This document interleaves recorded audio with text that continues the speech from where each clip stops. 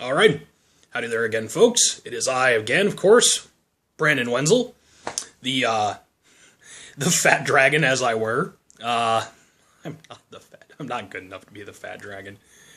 Maybe I could be like the fat crane or something like that. I don't know. I still have to come up with like a review name for myself, like Nostalgia Critic and Spoony and stuff. I gotta come up with something, don't I? I think I do.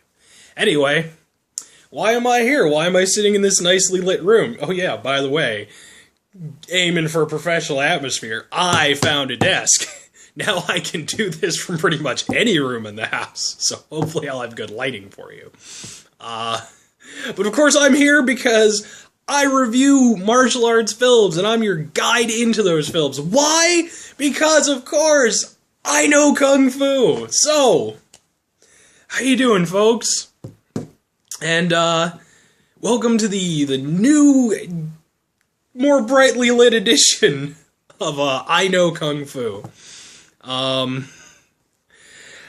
I'm not going to go into the full thing because I did a video before this. I did not post it on my Facebook page, so if you follow through there, it isn't up there, but it is on my YouTube channel called The Explanation Sensation, which will explain a little bit about the format that I'm kind of trying with this whole thing, and so I'm just going to leave that at that, and we're going to get right into some awesome Hong Kong Kung Fu martial arts badass action, right? Right, okay.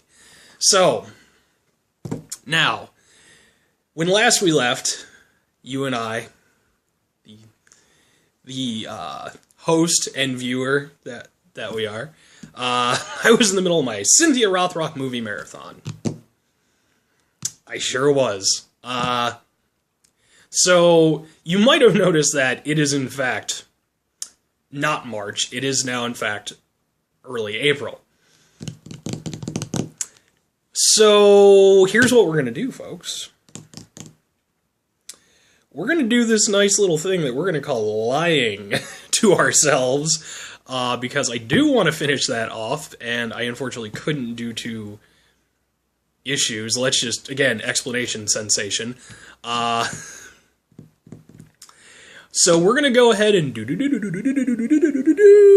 know, if you're like me and you grew up watching Mr. Rogers, I'm going to need you folks at home to go ahead and use your imaginations so that we can go over here and pretend that it's still March. So, well, oh my god, it's March 30th. And we still have plenty of time to go over there and do one more Cynthia Rothrock movie before March actually ends. Right? Right. What movie am I doing? Oh wait, that's right! Above the Law, aka Righting Wrongs, aka the Yuen Cynthia Rothrock, 1993, Corey Yuen directed martial arts movie spectacular. That's the movie, right there. Yeah! So that's what we're doing today, because it's still March. Right? Yay, March. It'll be April soon, though. But not right now. So anyway, Above the Law, right? Okay. Well, before I get into that, I like to do a Cynthia Rothrock movie marathon fact, right? It's still March, so there's still plenty of time for that. So, it's my Cynthia Rothrock movie marathon fact for today. Did you folks at home know, or you folks on a bus, or you folks at the airport, or you folks at a Denny's? Don't be at a Denny's, though. You know what? If you're at a Denny's, do not turn on my show. Do not turn on my show. Do not turn on my show. I will have nothing to do with Denny's. But, do you folks, wherever you are, except a Denny's, did you know that at one point in time, Miss Rothrock was actually set to do a film with none other than Sylvester Stallone? Why did it never occur? My personal opinion is the fact that, you know, Sylvester Stallone, awesome though he may be, probably would have found it a bit disconcerting that a, you know, 5'3" blonde chick could probably beat his ass. But that's just a guess. So that's my Cynthia Rothrock fact. Yay, Cynthia Rothrock facts. Let's go straight into the review. Okay.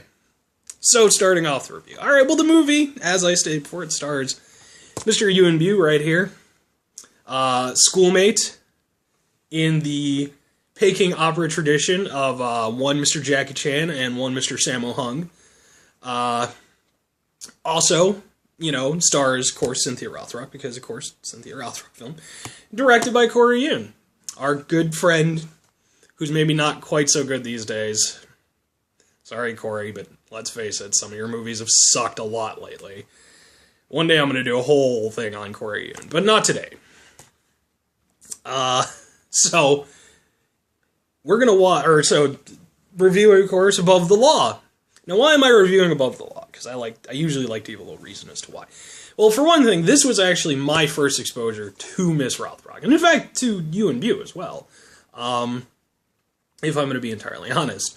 And I didn't know who she was, but I immediately became enthralled with this movie. And I had to save this one for last. Not just because it was the one that introduced her to me, or me to her, rather, if I'm being honest.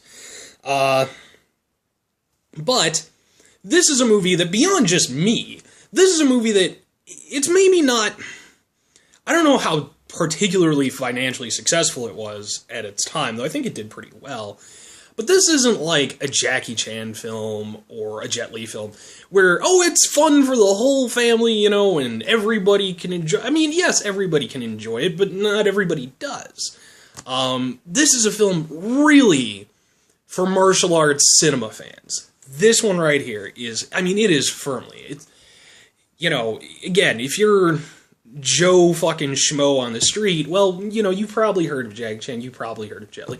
Have you heard of Yuen? My point exactly. It's filled with action and awesomeness, and I had to choose it as my last one. I'm going to do other Cynthia Rothrock films eventually, because I own other ones, but I had to end on this one. This is such a good note for me. So, let's go ahead. Go right into the synopsis. Synopsis. When will be my synopsis fade until I get some fucking editing equipment. So the synopsis for the film. Okay. Well, Mr. Yuen, excellent guy that he is, he plays an attorney, right? A prosecutor. He tries to put the bad guys away, because the bad guys are bad. Hence, otherwise it wouldn't be they wouldn't be called bad guys. They'd be called guys, or good guys, or some variation thereof. But no, they're bad guys. By definition, you have to try to put bad guys away, because they're bad. That's how that works. And so, okay, that's his job. He has to go do this. But has kind of a hard time when guys like Peter Cunningham, okay, Peter Sugarfoot Cunningham, show up and go over there and blow up 8 people. Stop doing that, Peter Cunningham. Why would you blow up? There were children in there. Most of the people in there, most of the 8 people were children. Why would you do that, Peter Cunningham? That's such a douchebaggy thing to do. That's, you know what? Maybe, no. This is for Don. No one else. But Peter Cunningham is definitely a bit of a douche in this, and he plays an assassin who, he has to go over there and silence the witnesses, right? Right. So, of course, Yuen is over there, and with his key witnesses gone, he's pissed off because, hey look, it's our good friend James Tian Chun! Play the villain again. Play the villain in Yes, Madam. Almost the exact. It may very well have been the same guy. You know what? I'm convinced it's the same guy. I don't know how he survived one or both of these things, but he did somehow and ended up in the other film. Good for James Tian Chung. And look, it's our other good friend, Roy Chow Hung, the judge. He plays a judge in this one. Anyway, so Yuen and Roy kind of talk about it, and they're, that guy's a bastard. He sure is a bastard. I wish that I could put him away, but I'm old now, says Roy Chow Hung. And in response, Yuen's kind of like, well, maybe I can do something about it. Because he's fucking Yuen. So what does Yuen do? Well, he shows up. The other guy's work. I actually don't know the other guy's name. The guy who isn't James Tian Chung. In fact, I couldn't find a thing on him because I tried to actually look him up and I don't know, I'm sure he was listed on there, but I didn't recognize him, so, fuck him. But he shows up at that guy's house. And after, well, not house, but at his work, anyway. And after some Batman-esque scaling of buildings and all that stuff, kicking through a window.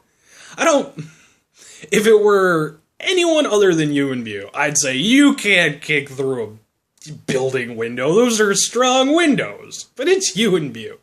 So, I not only give it to him, I believe he could do it. Yay, Yuen.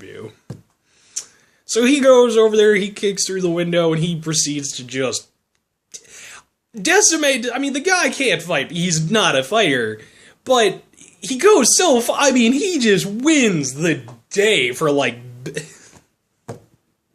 He dick punches this guy, and it's not a punch to the dick. No, this is just... It is a flat out, you can only call it a dick punch, because he just... The man's testicles had to have been in his eyes by the end of this. It might be the greatest, even if you're not a fan of martial arts films, you're just a fan of watching people get hit in the nuts. Watch Above the Law. It did it the best. So... He assassinates this guy after dick punching him. After, by the way, he didn't dick punch a corpse. He's like, no, I'm going to make sure that there's no mix-up, that even if you should somehow manage to miraculously survive this, you will never spawn again unless you cry fucking semen. Oh, that's a terrible thing. Oh, it's terrible. Anyway. I don't care. Oh, I'm going to have fun with this. Anyway. So, okay. This whole thing, this whole little setup thing and all this stuff and everything kind of brings about the attention of one Miss Cynthia Rothrock. Yeah, Cynthia Rothrock. Who plays another detective in the department under the supervising of one Mr. Melvin Wong! Melvin Wong! Melvin Wong! So damn strong, he's Melvin Wong! I got a whole song I'm working on for Melvin Wong. Yes, he's playing her superintendent once again, as he did in Yes, Madam, and I think like at least one other film. But, he sets her on the case. Well, who's she going to team up with? Well, she's going to team up with the director of the film, Mr. Corey Yuen, who plays kind of this... He's a cop, definitely a cop, in some capacity. Not in the capacity that I think that he's ever caught a criminal, but in the capacity that I'm certain that at some point in time he probably had a badge that he may very well have, you know, sold for gambling debts or something. He's a bit of a louse, anyway. Who plays his dad? It's the late, great Wu Ma. Wu Ma, folks. Damn, that hurts. Sucks so bad. Anyway. So, they have to go over there and team up. Not Wu Ma. Wu Ma hangs back because he's Wu Ma and he's old and... He just wants his son to... He wants his son to wear socks and to stop sucking ass. That's pretty much his goal in life. If he can accomplish that, then I think he would have died a happy man. So, you know, Cynthia being Cynthia and, you know, doing what she does as well as she does and, you know, through strokes of luck that may or may not have been aided by our friends the Space Goblins. Note how I said may or may not have. There are definitely a few leaps of faith here, though. Anyway, she kind of gets an idea. Well, I bet it's this guy. I bet it's this Yuen character, whose name is not Yuen in the film, but again, I mean, if you watch these, I'm not going to remember their names, so I just call them by the names I do remember. So he's kind of like, you know, I bet it's this guy, and... So, okay, well, alright. She can't prove it, of course. She's just got a theory. Corey Yuen's really not doing much of anything to help anybody at this point in the film. So that leaves Yuen to kind of keep progressing, right? He's got to progress the storyline along. Well, he's got to go get rid of James Chan Chung, because he's still alive, and he's a bastard. So he's got to get rid of him. But who's James Chan Chung hanging out with when Yuen should almost arrive? But Melvin Wong... Well, why is he hanging out with Melvin Wong, you ask? That's a good question. You're very smart. And attractive in a sexy kind of way. Why is he hanging out with Melvin Wong? I mean, Melvin Wong is so damn strong, but still... That's no reason. I mean, I guess maybe it's a reason to be Melvin Wong if you need him to move stuff for you. How cool would it be to call up Melvin Wong and be like, dude, I'm moving. Help me out. I don't do drugs. I'm just happy. It's early and I'm feeling good. Anyway. Well, of course, it turns out that Melvin Wong is their kind of silent partner in this whole thing. Wait, what's that? Fucking pipe sword. Now, what's a pipe sword? Alright, you're thinking like pipe. No, I'm talking...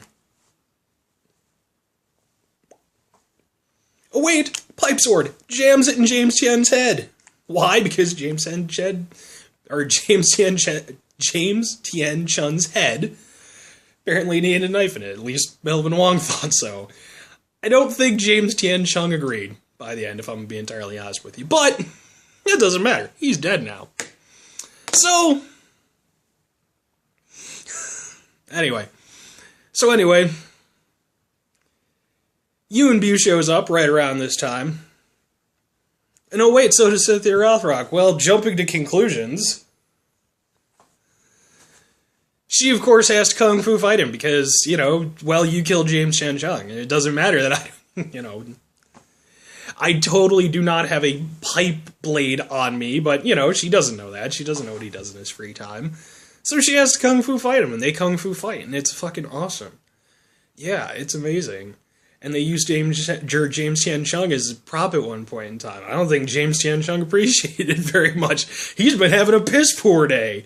Seriously, how bad a day do you have? You get pipe knifed. I guess that's a better word. It's not really a sword. Sword's like more of a small knife. But if you get pipe knifed, and then, you... Sorry, James Tien Chung. Bad times, buddy. Anyway. Well, this was all witnessed by a little kid, right? Who happens to be friends with Yuen Biao. Because, space goblins. Just a little bit. A little bit of space goblins in this one. Really, it's for the convenience factor. I guess it's not even exactly space goblins. But let's face it, it's definitely got some space goblin influence there. Bears their banner, as it were. He happens to witness the whole thing just for shits and giggles, and so of course he's gonna go over there and tell them about the whole thing and what happened and what really happened to get his friend Yuen Biao off, right? Right. Not get... You know what? No. No. I'm not even gonna go there. I'm a bigger man than that. So, he's gotta go do that whole thing. And, meantime, Cynthia, she's still trying to get Yuen Biao, and there's assassins! Oh, wait, what is that? There's Peter Cunningham, right? Remember? I told you. Sugarfoot? Did you not get me when you just skipped to this part of the fucking review? The hell's wrong with you? So Yuen Biao's got to duel off with him, and, does so in excellent fashion, and, Mr. Cunningham's over there in spectacular Western, acting, how the Hong Kong audience seemed to think that... Let me do a little demonstration for you on how Hong Kong audiences seem to think that all Westerners acted in everything. I'm Yuen Biao, right? I'm Yuen Biao. I am reading a book. I am Peter Cunningham. I have a gun. I'm going to assassinate you. I don't appreciate that, and I'm going to go ahead and kick you in the head. But wait! I still have the gun.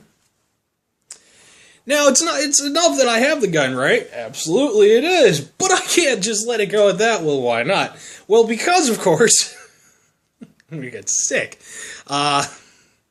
Because, of course, I'm an average Westerner. And so all of my expressions and all of my movements have to be super animated. So I'm over here and I've got to do it like this. Come on, man. Come on. Come fuck with me. I've got a gun and I'm black and I'm Peter Cunningham.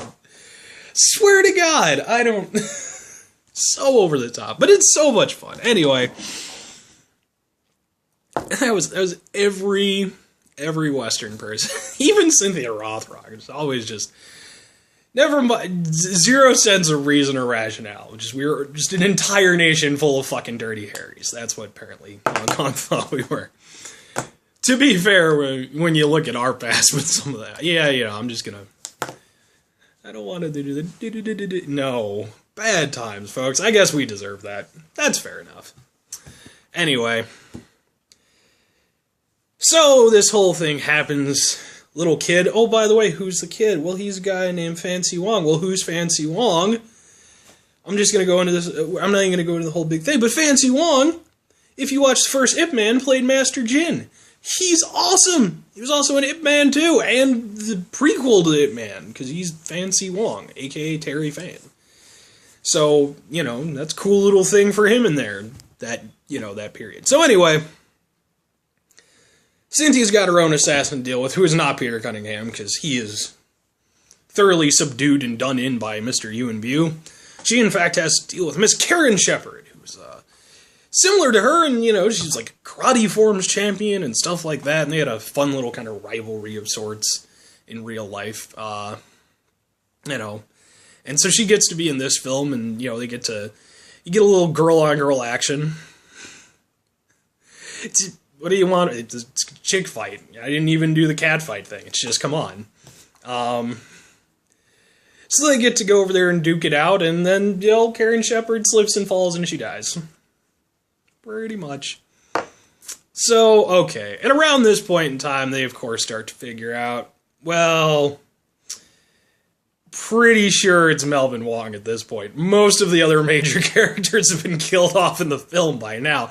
Oh, wait, what happened to Corey Yuen? Guess who he was killed by? Melvin Wong. So at this point, unless it's Roy... Or, let's see, who's left? Unless it's Roy or Wu Ma. Which, hell, that would have been a fucking hell of a twist. Unless it's one of those two, it's gotta be Melvin Wong. Everybody else is dead. So they have to go over there and try to deal with Melvin Wong, but Melvin Wong is Melvin Wong. He's so damn strong. And, I forgot the song. Anyway. So he goes over there and, in an uncharacteristic fashion, Cynthia Rothrock dies. Why would you die, Cynthia Rothrock? But yes, she in fact does die because Melvin Wong kills her. Rather unpleasantly. So